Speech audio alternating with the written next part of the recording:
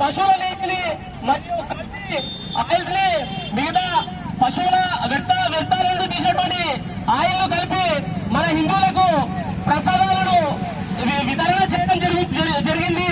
కావున ఇట్టి మాజీ సీఎం జగన్ వారు క్రిస్టియన్ వ్యక్తులు కాబట్టి మన హిందూ దేవాలయాలను నాశనం చేసే విధంగా వారు క్రిస్టియన్ మతాన్ని ప్రేరేపిస్తూ మన హిందూ దేవాలయాలపై దాడులు నిర్వహించడం వారి యొక్క దుర్బుద్ధి వల్లనే ఈ రోజు వారు ఆంధ్రప్రదేశ్ లో గవర్నమెంట్ కూలిపోవడం జరిగింది.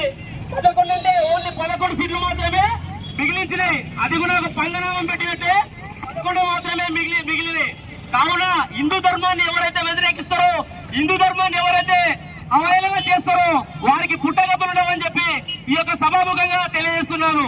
కావున హిందూ ధర్మమైన దేవాలయాలను, హిందూ ధర్మంపై గవర్నమెంట్ కి ఎటువంటి అధికారాలు లేకుండా ఇట్టి హిందువులపై, హిందూ దేవాలయాలపై గవర్నమెంట్ ఎలాంటి ప్రమేయం లేకుండా, గవర్నమెంట్ ఏ విధమైన చర్యలు లేకుండా హిందూ ధర్మాన్ని ఎవరైతే ప్రేరేపిస్తారో హిందువులు మాత్రమే అట్టి దేవాలయాల్లో వారే అధ్యక్షులు, ఉపాధ్యక్షులుగా, అట్టి దేవాలయ చైర్మన్ గా ఉండాలి.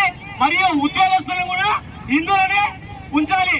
కాబట్టి అన్ని మతస్థులను హిందూ దేవాలయాల్లో ఉంచితే వారి మతాన్ని ప్రేరేపించే విధంగా, వారి యొక్క మతాన్ని ప్రచారం చేసేందుకు వీలుగా ఉంటుంది. కాబట్టి మన హిందువులను మాత్రమే హిందూ దేవాలయాల్లో ఉద్యోగులను గాని, చైర్మన్లను గాని, అధ్యక్షులు గాని, మిగతా ఏదైనా గాని కమిటీలో హిందువులు మాత్రమే ఉండే విధంగా చూసుకోవాలి. కావున భారతదేశం మొత్తం పైన కూడా హిందూ దేవాలయాలు ఏదైతే ఉన్నావో అన్ని దేవాలయాల్లో ఈవోలు గాని, చైర్మన్లు గాని, మిగతా అన్ని దేవాలయాల్లో హిందువులను మాత్రమే ఉండే విధంగా చూడాలి. మరియు ముస్లింలకు కానీ, క్రిస్టియన్లకు కానీ ఏ విధంగా అయితే బోర్డులు ఉన్నావో మన హిందూ పరిరక్షణ కోసం హిందూ ధర్మ పరిరక్షణ బోర్డు కూడా ఏర్పాటు చేసే విధంగా అన్ని రాష్ట్రాల ప్రభుత్వాలకు ఈ విధంగా హెచ్చరిస్తున్నాము. కావున ముందు రోజులు చాలా డేంజరస్ గా ఉన్నాయి. కాబట్టి హిందువులపై ఎన్నో దాడులకు పాల్పడే రోజులు ముందు ఉన్నాయి. కావున హిందువులంతా ఏకదాటిగా ఉండాలి. ఏదైనా గాని హిందూ సంఘాలు ఏదైనా ఒక కాల్ పిలుపునిస్తే ప్రతి ఒక్కరూ పని వదిలిపేసి రావాలి.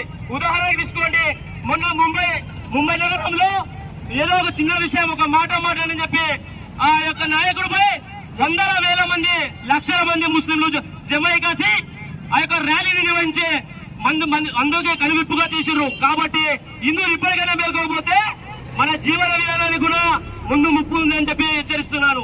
కావున హిందువులంతా ఐక్యంగా ఉండాలి. ఏ రాజకీయ పార్టీలో ఉన్నా కూడా హిందుత్వానికి ఏదైనా హాని జరిగితే అన్ని రాజకీయ పార్టీలకు సత్య పలికి ఆ రోజు ఏమి జరిగిందో హిందువులకు సపోర్ట్ గా నిలిచేవాడే అసలైన హిందువు. మీ స్వార్థ రాజకీయాల కోసం హిందూ మతాన్ని కించపరిచే విధంగా, హిందూ మతాన్ని బాగుపడే విధంగా చేస్తే జగన్ కి ఏ విధంగా అయితే పుట్టగతులు లేకుండా పోయిండో మీకు అదే విధంగా పుట్టగతులు లేకుండా పోతారు రాజకీయ పరంగా అని చెప్పి ఈ విధంగా హెచ్చరిస్తున్నాను.